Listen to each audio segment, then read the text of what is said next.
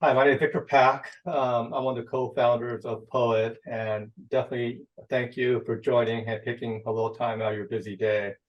So today we're going to focus on how to configure our wireless access points. And as part of the discussion, we want to go over a little bit of networking because it all plays into why you have to configure the access point this way. So with that said, I think everyone could see the presentation, and so let's get into it. So I'm going to go a little bit high level in who we are, for those of you new to PoEWit, to kind of give you an overall feel of who we are and the solutions that we offer. Then I want to talk about our networking products in particular, and then from there, drill down to the access points and how to set it up, configure it, and then talk a little bit about pricing and how we're different than our competitors out there. And then the rest are backup slides, which shows our whole product line, which will make this whole presentation available to you guys to download. And there's a lot of material here, so I'm going to try to cover majority of it within like 30 minutes, and then open it up for the last 30 minutes or so to any questions that you guys might have. So a little bit high level about who we are and our solutions. For those of you who don't know, my partner Vishan Yankov and myself, we started Package Device and Software back in 2003. We started the whole networking segment in this channel, and the thing that we're most proud of today is that the networking side of for most of the integrators out there is number one or number two in terms of the revenue that they achieve today. Yeah. So that's right, and that's what we do here. We're here to so from there, we started PoEWit roughly 4 years ago, and the mission with PoEWit is a little bit different, but one thing's still the same. We're very dealer driven, and whatever you guys want feedback wise, we're 100% on board in developing those type of solutions. So today we're in 4 main categories. So we're big in PoE lighting. So we started out with the outdoor security light, but today we morphed into a full-blown PoE-based outdoor lighting solution. And then, as you guys know, in Cedia, we released our recessed ceiling lighting offering, going all the way from full color tunable type lights that could change colors and also go from warm to white. And then, we had a webinar on that about a couple of weeks ago, and we're going to have more of those coming up too in the future, so stay tuned. And also for Cedia, we released our constant voltage PoE driver, which the target for that is for you guys to power other people's lights that plays within a certain voltage limit, from 12 volts all the way to 24 volts. And then today, so we have a full line of networking products, which we're going to go into, and then we're going to dive deep into the wireless access point line. So you guys could probably guess why we're back into networking, because all of our products and our lighting side sits on top of the network. And one thing we realize is the number of devices within a network is only growing, and most homes we see today are well over 250 devices. So given what some of our other competitors in this channel promote, like having a flat network, you're already beyond the number of IP addresses that are available for flat networks. And we totally see this. So we're definitely promoting a different style network that's more robust, that is more secure, and also the reliability increases dramatically as well. One thing also we're seeing in the industry is PoE switches. Most power budgets that are offered today do not have enough to power the next generation of devices, and That's one thing you'll see about our PoE switch line. It's a very high powered line, not only to power our lights, but other products out there. And we'll also talk about how the new PoE standard, the high power standard, plays into our access points as well. And then finally, you'll find that our products, we totally embrace the IoT base core. And we'll talk a little bit about that on how it relates to our access points and the architecture of our access points and why they are designed like that, which the main reason centers around security. And then finally, the biggest part we're seeing throughout the country is internet speeds are mostly 1 gig today, especially in a lot of the metro areas. But we have also seen many areas now where it's well over 1 gig now. A lot of the southern cities through Nashville, through Atlanta, you see internet connections now at 5.0 gig now. So that requires a whole nother level of networking gear. So today we offer the full enterprise solution, from our routers that we just released that were partnered with Fortinet. Around that, we also offer a full line of access points, which we're here to dive deeper into. And then finally, our networking switches, which is all PoE based and 802.3 BT based PoE switches. So, okay, diving deeper into our WAP products. So this chart summarizes our full line of Wi-Fi 6 access points. Today, we offer 4 lines, and we cover the spectrum from a very high capacity, what we call stadium grade, but it's a very high density type areas, which we'll talk a little bit more about, all the way down to our new WAP 2E, which supports the 6.0 spectrum, and then our everyday access point, our WAP 2, and then finally our outdoor wireless access point offering. So listed as our MSRP, and I think all of you guys know that we offer 50 points on all of our products. Now the main difference that you're going to see is the next 4 key variables. So the WAP 1, which is very high capacity, as we said earlier, supports 12 spatial streams, and the WAP 2E, which tend to have the same architecture as the 2 series as well, but offers a 6.0 spectrum. So hence you get the 6 spatial streams. Now, a little bit about the number of streams on the different bands that definitely want to touch on. What's turning out to be in the enterprise space is most enterprise access points are settling in at the 2x2 access point, and most of the consumer side is focused on the 4x4. Now the 4x4 is very catchy because a lot of people see 4x4 and they automatically think it's better than the 2x4. Yes, the 4x4 offers more streams per se, right? But that's kind of a little misleading in a sense of it's not about the number of streams that an access point could put out there, but it's also the underlying architecture all the way down to the CPU, the amount of memory.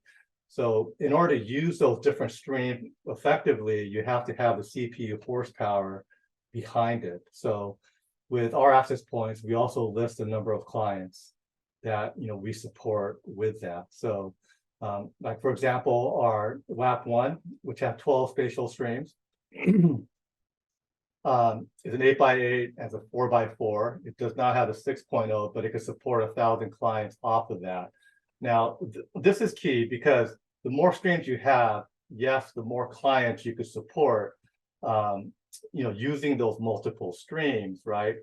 But again, the switching inside the access point has to be beefy and supportive enough to support all those streams. That's kind of what I want to emphasize, with all our APs. We have the streams, but more importantly, we have the big CPU behind it to support the number of clients effectively. The Ethernet ports are important as well. Most of our products support a 2.5 gig uplink. Now, just be straightforward with you guys on kind of what we're seeing out there is, there's always the advertised theoretical speeds that all these access points, promote. But kind of what we're seeing with all of our access points in real world, everyday situation, with a lot of interference is on the 5.0, we're seeing anywhere from about 400 megabits up and down, all the way to about 600 megabits. On the 2.4, we're seeing about 100. Okay, so we're not quite at a gig yet. And then finally, with the 6.0 in a very clean environment, which most 6.0s are pretty clean today, we're seeing close to a gig now of throughput speeds. And I'll show you some of it here, later in this presentation. And then in order to support the processing power and everything, so this next line shows you the power that we need. So 2 of our products are WAP1 because of all the radios and the streams to support. You need at least 60 watts PoE. So that is the BT standard. You could use 802.3 AT, which is a 30 watt standard, but you'll be limited in terms of the number of clients you could support because the AP automatically downgrades itself.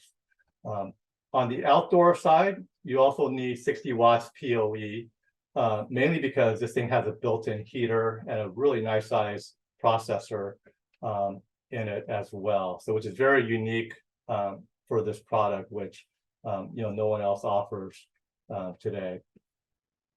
And then finally, the WAP2E and the WAP2 could take AT power, so 30 watts. So it's very retrofittable, so you don't need to upgrade any PoE switches. You could just slide them right in.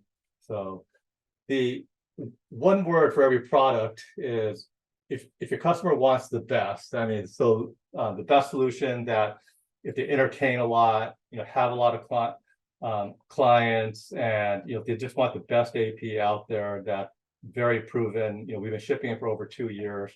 The chipset has been available commercially for 4 years, which is a top-notch enterprise chipset, which we'll touch on here in a little bit. This is the AP for you.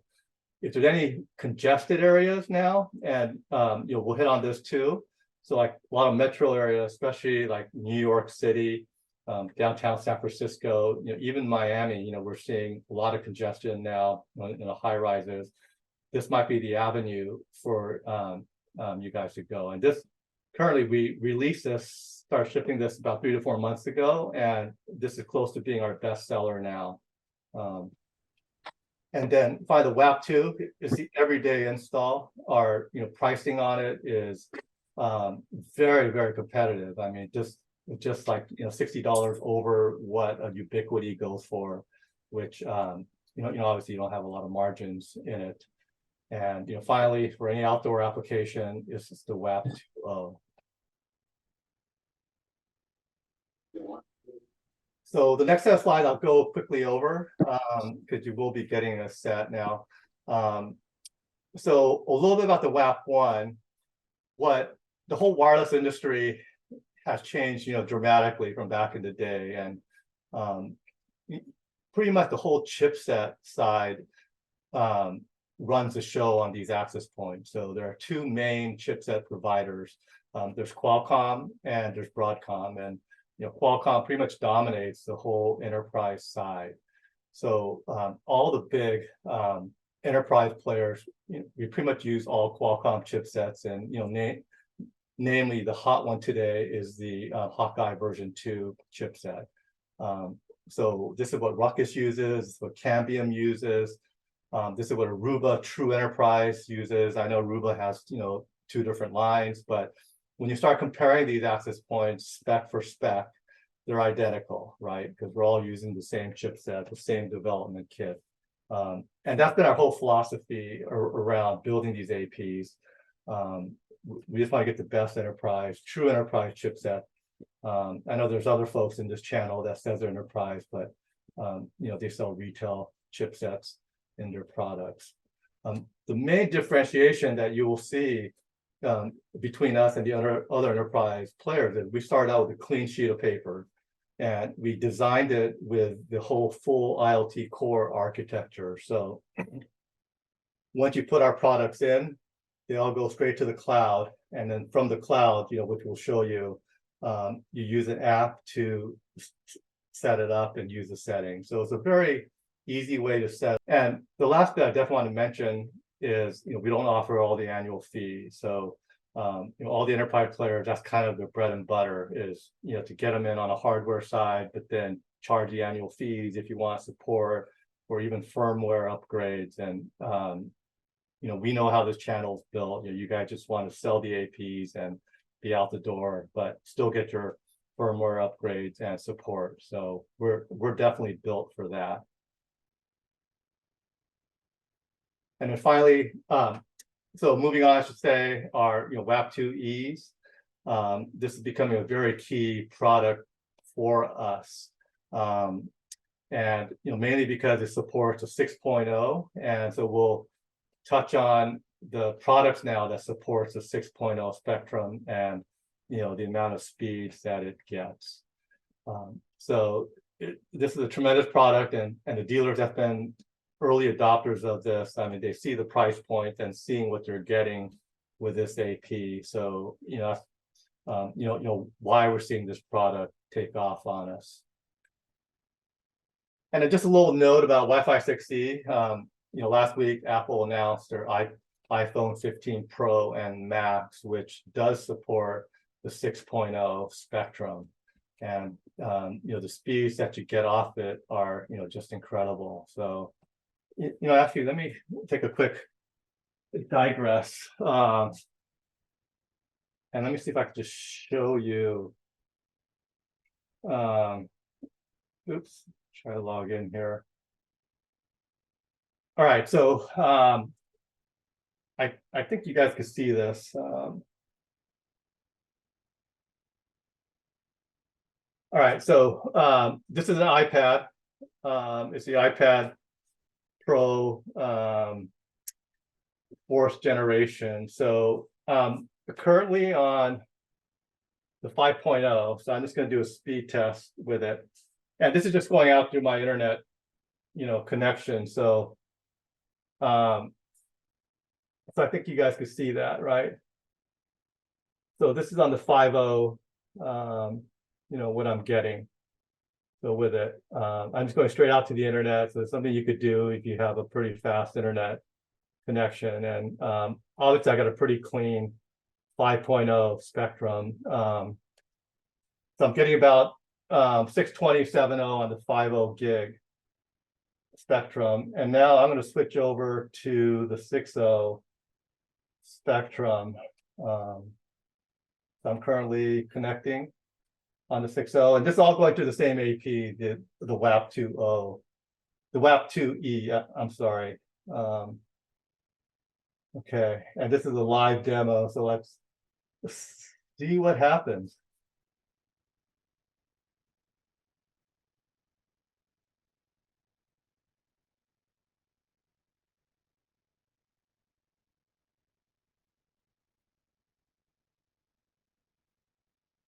I can't really read the screen, but I'm afraid to move the iPad because they call it a fixed.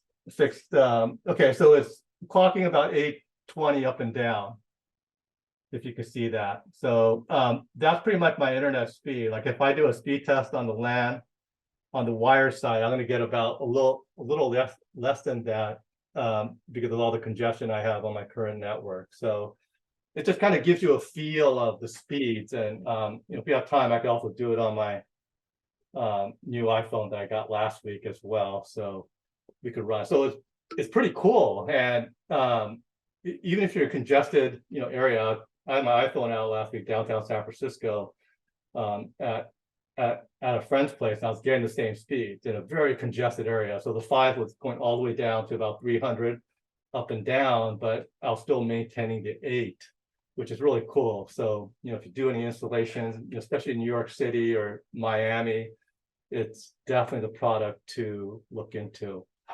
And then the WAP 2, this is our biggest volume seller, mainly because of the price point and what you get for it. That was our main, purpose of this, was to get it out there and, make it your everyday install for all budgets. And then finally, our outdoor AP, we definitely ruggedize the hell out of this product. We even put an onboard heater. It's all solid cast iron in the back. It has 2 ports, a 2.5 gig, and also a 1.0. But in addition, right here where you see the reset, if you open it up, there's an SFP connection in it as well for any kind of long, fiber runs that you may want to do. The full cast iron heat dissipated backing and also the built-in heater. We definitely want to satisfy our dealers that live in the colder, type of climate, and also the SFP port, which you guys have been asking for a long time, even going back to the Pak Edge days. So we're finally accommodating that, which we're really psyched about. Now, getting into the installation part, the first thing I will mention is we offer a free heat map service. So, going all the way back to the Pak Edge days, all the way back in 2003, the place we always get in trouble is not enough coverage, with the APs. And one thing about this heat map service that we offer is just send us the plans. It could be hand drawn, just as long as we have some dimensions in it. So we could get a feel of AP placement. Sometimes this is an iterative process where, you guys send us the plans, we spec out where the AP should go. And then based on where you guys could get the wire in, it could be an iterative process back and forth, but this has been the best tool that we have. Even if you guys have to call support, this is always a great starting point for us, because we keep all these on file, and we know exactly where the APs are placed and what we're getting ourselves into. So highly recommend that you guys take advantage of this. We try to turn them around in 24 hours, but sometimes it takes us, 48. But it's not something that takes us long to do. So before we start getting into the app and how to configure these access points, just a little bit about our architecture, which makes us very unique for the enterprise side, and is the IoT core. So there's been an overall movement on the enterprise side to go IoT core as well. So they want their products, when they install on-prem, whether it's a remote business location or whether it's even headquarters, they want all that to go to the cloud. And then from the cloud, they're either tuned in with an app or tuned in by a desktop and doing the management from the cloud location, and then pushing the configuration set down. So this is exactly how our products are architected. From the cloud, we push any kind of firmware updates that we need to do, settings. Sometimes we even do support from here to see what's going on in the APs. All our products, report back to the cloud, and that's how we get full visibility in our product to know what's up, what's down. I know one question that always comes up is the oversee question. Yes, the oversee, they do go to the cloud, but they do majority of their work locally. So in order for oversee to monitor products, they have an agent that you got to put locally, and it constantly sends out TCP/IP pings throughout the network. And one thing the pings do is they pollute the network, because they're constantly asking clients on the local network, are you up? Are you up? Are you up? And if you start pinging our devices and other enterprise products like Ruckus, eventually it will shut down those pings, because it's a perfect denial of service simulation that they're doing. to pollute the network like that, and to constantly ask a device if they're up. So you will see performance hits given all the traffic that's happening. And then finally from there, if a device stops responding, it will show that the device is down. So whereas our products, it will show sometimes that it is down because we'll stop responding to those pings, because our products will think is a denial of service type of attack. Now with us, on the other hand, we're very light. Our devices initiates the cloud interaction and sends status frequently based on what products they are. And then based on that, we could alert you by app if our products are down. Okay, so that's the main philosophical difference. And that's the general trend that everyone's taking. And I know that sometimes there's a knock on consumer devices, but a lot of consumers have adopted this. It is a superior architecture that promotes the security and the light network touch, especially as these networks are getting bigger and bigger and bigger. So as I mentioned, the app flow. So once you download our app, it is a dealer-based app too. So not everyone could download the app and start using it.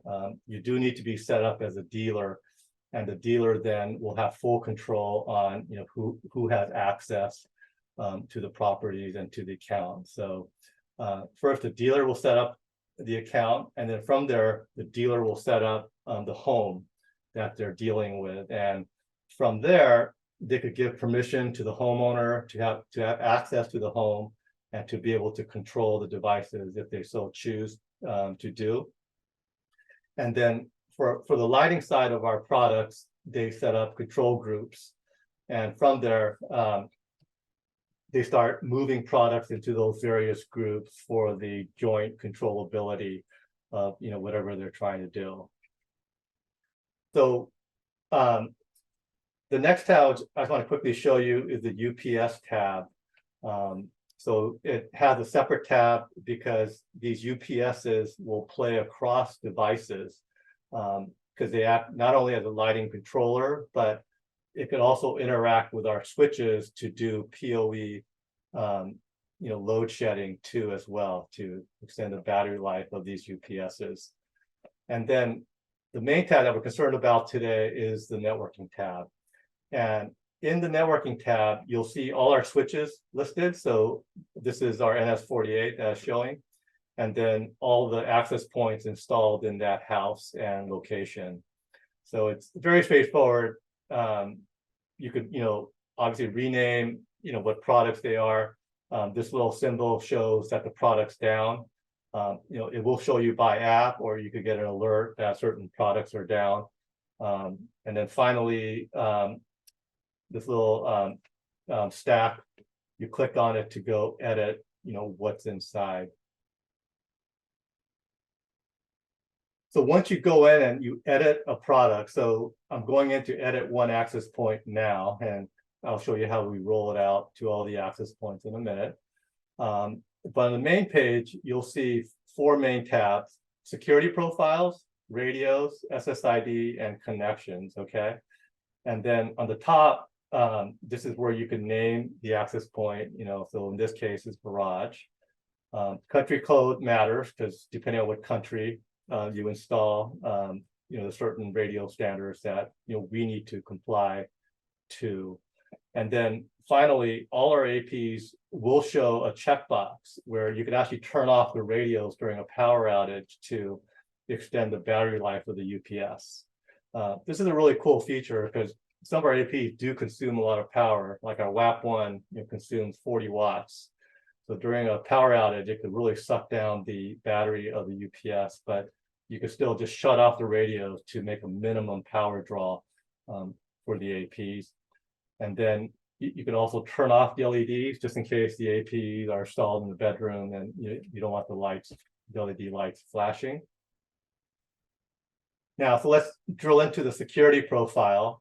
And so once I click down, the security profiles are just that. It's you go in and you give the profile a name. So in this example I'm showing, I just called it VLAN 3 out of the way I do it. And then from there, you hit the drop down and you select the wireless security you want. And on the next slide, I'll talk a little bit more about wireless security. And then finally, you give the password. This is the password that the user needs to log on to that access point. So in this example, you will see some default securities that comes with the APs, but then in this example, I'm showing 6 different security profiles, and right now it shows the encryption to be WPA2 AES, which I'll talk a little bit more about in the next slide. Okay, so from here, once I set up the security profile, I'm eventually going to apply it to the different wireless networks or SSIDs, which I'll show you. Now, a little bit about security, because we do get a lot of confusion around this, and this is a key point that I try to summarize to the best of my abilities on the way to look at some of these securities. Okay, first we have the WPA PSK TPAC. Now, this security way back in the day was created in haste. When access points first came out, there was a thing called WEP, WEP, which was very, it's not even used today. If you have it, it's just as good as no security. They don't even offer it on most access points for the last 5-6 years, and it's a very easy security to crack. And to quickly put a band-aid to patch that, they created WPA PSK. Okay, and it's a little bit better, but it's still just as vulnerable. So do we recommend using it? No, not at all. I mean, just don't use it unless you have to. And I'll tell you in a minute, certain scenarios where you might have to use it. And then finally, when they had a little bit more time to patch this hole, they created WPA PSK TPAD, which is a little bit better. So enabled to have longer passwords, and with that longer password, it was harder to crack. So it's harder to go through the iterations, to have an automatic simulator that could go through the iterations and crack it. Okay, so it's definitely imperfect, but it's better than WP or WPA 1. Okay, so should I use it? Just try to avoid it, unless it's a very old device, then you might have to. And which we'll talk about that here in a minute. So finally, when they had a lot more time to really understand what they're in for, they kind of took the underlying architecture of WPA2, which was very wireless based, but they combined it with AES. And if you're not familiar with AES, it's a pretty widely security algorithm that they use across the board through IT. You'll see a lot of desktop devices, a lot of servers, just a lot of different products, even across the enterprise that still base it on AES type of algorithm. So they essentially combined those two aspects, and they made a pretty good security. It's very hard to crack, especially if you have very long, safe, secure passwords that are not just 3 characters or something. If you start mixing out, alphanumeric and make it like 8 characters along with some numbers, it's still very hard to crack. And I would definitely say that it's the most widely used and most common out there. And it's the most compatible, which I'll talk about here in a moment. And this is why it's very important. And this is why we definitely say use it, okay, because of the compatibility. And then finally, roll that into today. We have the WPA3 SAE, and this is a very almost impossible standard to crack. Okay, it pretty much plugs up all the loopholes that they have seen in the past 20 years, and it's very solid. Now, for the 6.0 spectrum, you have to use WPA3 SAE. Okay, so they kind of enforce that. But now the problem with WPA3 is it's still relatively new. I mean, the client side is not fully caught up to it. You have a very new device, again, like the, iPhone 3, it'll work, pretty seamless, right? But the key thing that they left out, okay, and this is where I probably should digress a little bit and talk a little bit about roaming, okay? Roaming today, the reason why it's so transparent and it's not an issue anymore, because there's a standard for it. The two main ones that drive the roaming of clients from access point to access point is the 802.11k and the 802.11r in particular, okay? And now these standards, without going too much in depth, mainly has to do with passing along the wireless security from AP to AP as a client jumps, okay? 'Cause that's the longest part to authenticate, and I'm sure you guys seen it where you try to connect to an AP. There's definitely a second or two lag before you could hop onto the AP after you type in the security. Well, so in WPA3 they left it out. It's not in there. So if you have a little older device, that's why with WPA3 you're not going to see roaming at all happen. So even if your client could support it, it just won't roam. And the number one thing that we've seen when people use these access points is to do Wi-Fi calling. That's the biggest app. I mean, especially among your clientele. I mean, there are folks working from home and moving around the house, making their calls, whether it's by Zoom or even on cellular now, right? It's all about Wi-Fi calling that they're going through. So you're going to have some serious issues roaming, and that's what a lot of your clients want. So if you go to our security profiles now and click on the drop down, this is what you will see, okay? And I'll talk a little bit more about how to apply these. Now, what I like to always do when I set up these access points, and this is what we've seen for the last 20 years, the most success is you got to enforce some policies. And no matter what the client wants, there are always ways to enforce securities and wireless LAN, and you will definitely get into how to do that. So even this standard here, the WPA3 SEA and the WPA2, which is a combined security.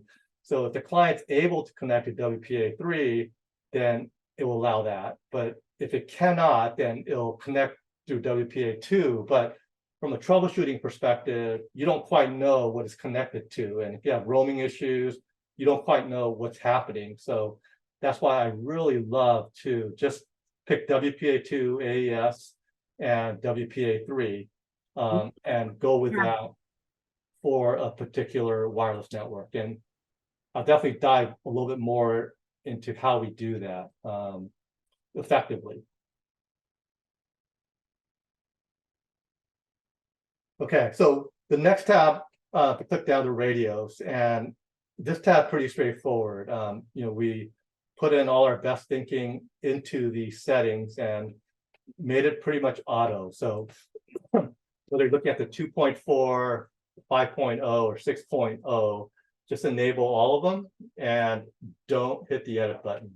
Don't change any of the settings in there and just let the APs do their magic. I know some folks love, like back in the old days, like they set certain things a certain way. They've been doing that for the last 10 years.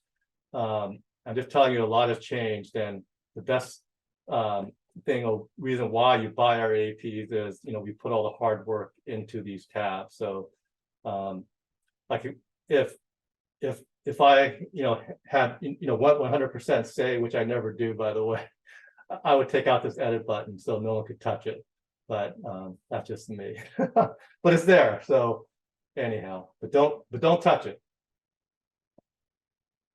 All right, so the next slide. Okay, so SSID, okay. It's a fancy name for the wireless network. So once you go into a wireless network, this is what's being broadcasted out. Okay, so if you look at this set, the SSID, in this case, I have 5 of them here that are shown. It's actually, this is 7 total, but you can see the names that I have for the different SSIDs. Now, the different SSIDs also has the security, right? VLAN 1, VLAN 2, VLAN 3. And at this point, it's probably becoming clear to you why I call it VLAN 1, VLAN 2, VLAN 3, because for each one of these SSIDs, they belong to a VLAN. And I'll talk a little bit more about how and why you set that up. Okay. But stay with me. I know I'm probably a little bit confusing here, but hopefully it'll be clear after I go over the next few slides. So in this particular case, this is for the WAP2E, because it has a 6.0 spectrum. And for each spectrum, enabling the VLANs that I need, that I want wireless, capabilities. And as you could tell, for the 6.0, some of the VLANs, I am not opening up to the network. Okay. And I'll talk a little bit more about VLANs on the next slide. So we'll get more into why we love to set up networks this way, and why we highly recommend you guys do that as well. But before I get into it, is one thing you'll see is we do offer the band steering button. Okay.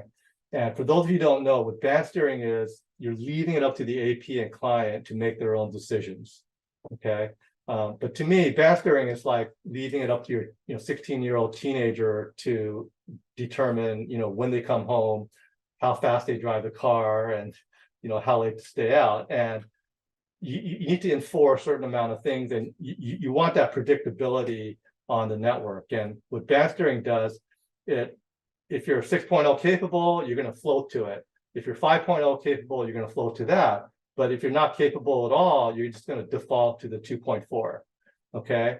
And I'm just flat out telling you from our experience, it never works out that way.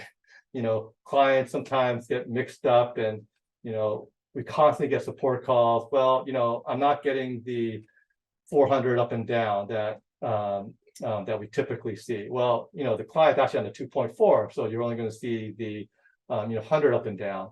Or comes down to security. Well, this one device this client can't connect on. Well, he's trying to actually connect to a WPA AES type standard when it's not really capable of doing that. So I think you're starting to see why we don't recommend the whole band steering, and why we want you guys to set up these networks to enforce policies. And that way it's very clear what network each device should connect to.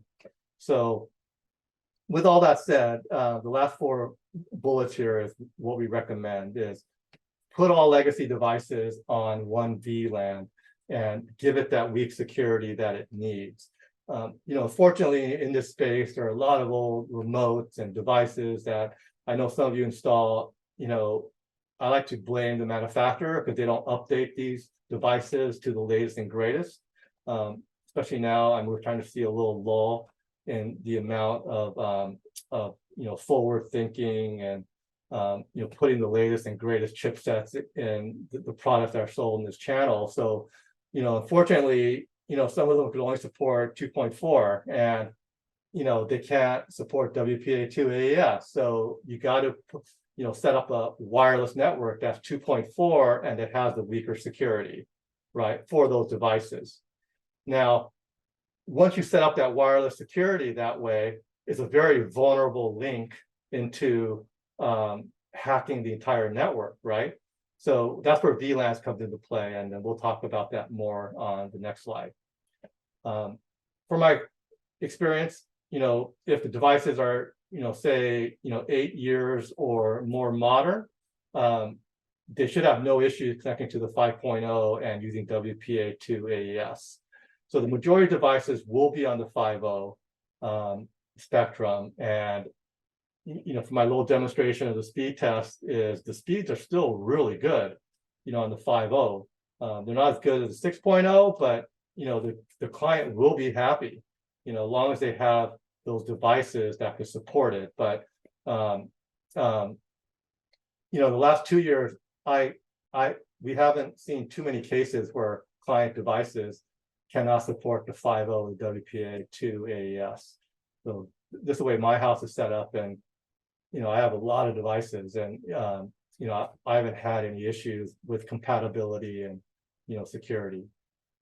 And then finally, they mentioned earlier for the 6.0, you have to use WPA3, and the WPA3 does not roam well, right? And a key feature that everyone uses is the whole Wi-Fi calling. This is the fastest way that you'll get a call from the customer as well. And this is why you have to set up a separate 6.0 SSID network, for you when you want that speed. Because say you're in New York City, right? You got to leave the customer with the expectation, hey, I'm setting up the 6.0. You're going to get some incredible speeds, but more importantly, your calls are going to be crystal clear. But don't move. Stick to one AP, fire it up in that location. You're connected to that one AP and stay there, right? Because they don't roam. As soon as you start moving to, from the master bedroom to the office, down to the kitchen, you're going to top APs, and the experience for going from one AP is going to be bad. You're going to have the drop calls, and you have to reconnect and go through that whole, sequence, because WPA3 does not have the 802.11r standard built in at this point, right? It may not be true 5 years down the road, but at this point, this is the way. And then finally, I don't think we do this enough, but just leaving clear instructions for the customers on the SSIDs and the security and which ones to connect to. A product that's very popular out there is Sonos, and we get a lot of calls around it. Now, Sonos only connects on the 2.4 gig, but it also wants a very clean wireless network as well. So it doesn't like a lot of devices, sitting on it. So many times we recommend just having a solid Sonos network. And so in this example here, you can't see it in a 2.4, but there's an SSID called Ono Sonos, right? And in this SSID, we created a 2.4 for all the Sonos devices to connect to. But we also created one on the 5.0 and 6.0, just in case that's where the customer might be residing, to control those Sonos. And the reason why I bring up Sonos having its own private network is once you get on its own private network, it's amazing how well the streaming works.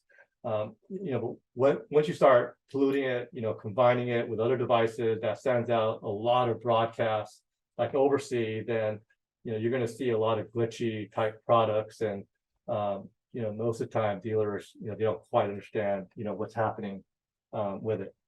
So I know we're almost out of time, so let me fly through the rest. So a little bit about VLANs, and I won't go too deep in it, but they're not as hard to set up as you think. Okay, like if you use our pre-configured 4net routers, they come out of the box this way. And the main way to think about VLANs are they're segmented network for ease of administration, also to confine traffic to a particular network. Okay, and also to enforce any kind of security policies that you may need. And then lastly, now, if a customer has more than 256 devices, it's a perfect way to expand above it. So in this diagram here, we have a router, and that single, what we call a trunk cable, carrying the VLANs to the switch. And then from there, it's broken out into whatever type of networks you want. And this might be a way to break out the the network. So the VLAN 1 might be all your management devices. VLAN 2 might be the lighting. VLAN 3 might be all the IoT and all the security type issues that it resides. And this looks like that truncated, but this should say VLAN 4. Might be the cameras, because cameras, they do put out a lot of traffic because they're constantly recording to the NVR. And then VLAN 5 are the computers, because you want that to be as secure as possible, because that's where a lot of the customer data reside. And finally, VLAN 6 might be a guest type network. And then the way it works on the AP side is the same thing. The SSIDs are the separate ports that breaks out the VLANs into the different devices. Okay, and then what you're seeing here on the app side is when you set up the SSIDs, you give it the name, you select the security profile, which we showed you, and that way you could enforce the security on that wireless network. And then finally, you put the VLAN ID in, whether VLAN 1, 2, 3. All you do is put a 1 there, and then automatically from that one tag is communicating with the router. So it automatically knows, assuming it's a VLAN 802.1q capable router, which is the router that we sell. Okay. And then finally, now, if you're 100% opposed to VLANs, our APs do support it, and we do offer some layer 3 functionality that I want to quickly touch on. One is isolation. So if you have this box checked, any device on that wireless network cannot communicate with each other. So the perfect example is the AirPrint. You will have issues. Your iPhone cannot find the AirPrinter because everything is isolated within that network. But it could be a band-aid to security. Finally, the hide button, it just, the SSID is not broadcasting simply as that. And this used to be something that people used back in the day, but I don't recommend it because it's not a substitute for wireless security. Anybody with a sniffer could automatically see what the SSID is very quickly. And then finally, the guest network. This is something that is only pertinent to that AP, has nothing to do with the rest of the network, where the AP itself will isolate whoever connects into that network to only see itself. Okay, so that way they can't see the rest of the network. So this will be a very short, easy way to set up the security if you're 100% opposed to VLANs. And then finally, once you deploy and once you set up that one AP, you hit save. And as soon as you hit that button, a pop-up will come up and saying which other APs do you want to apply it to. And so that's how we apply those settings to the rest of the APs. And then finally, you hit continue and you're done. And then within a minute, all the APs will get it and be configured. Okay.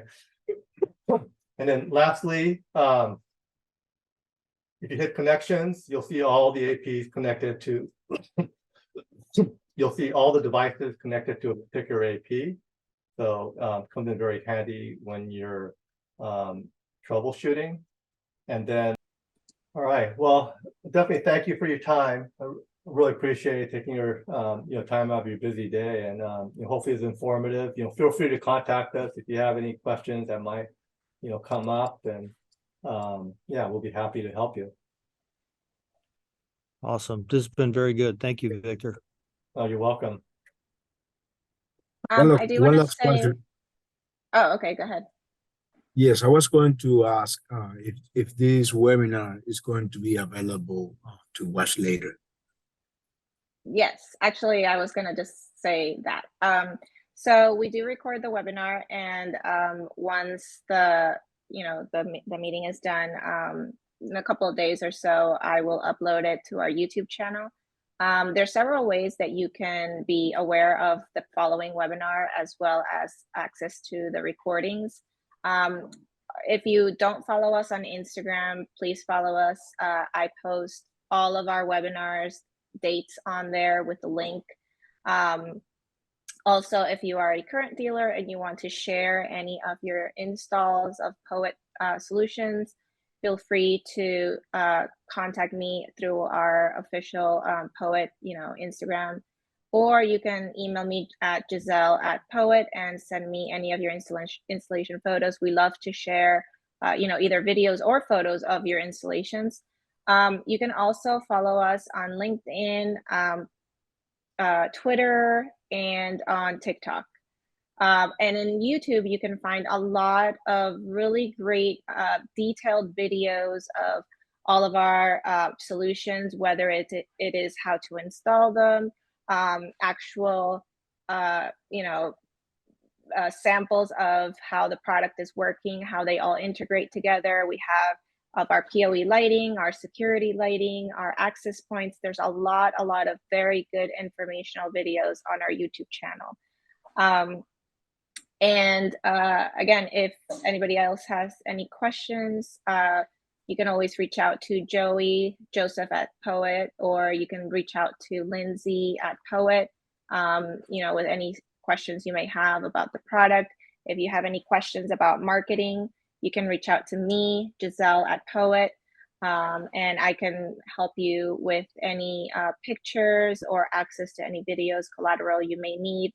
And also on our website, there is a page called Online Tools where you can find all the data sheets for all the specs for every single product we sell, quick starts, a lot of all the materials that you may need to get familiar with our products, or how to install them is available on the website.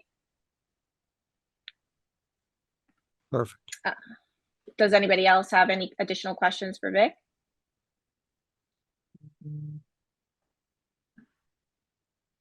No, I right. think it's great. Thank you. I really do appreciate your time. This was very helpful. Thank you. Thanks, Victor. This was a great presentation. Oh, thank you. Yeah, we've already gotten some feedback from some guys that are on here that have asked for the recording so they can show their other team members. So that's good. Yeah. Thank you. Great. Thanks. Thanks, All guys. right. Take care, you guys. Thank you. Thank you very much, Victor. Thank you.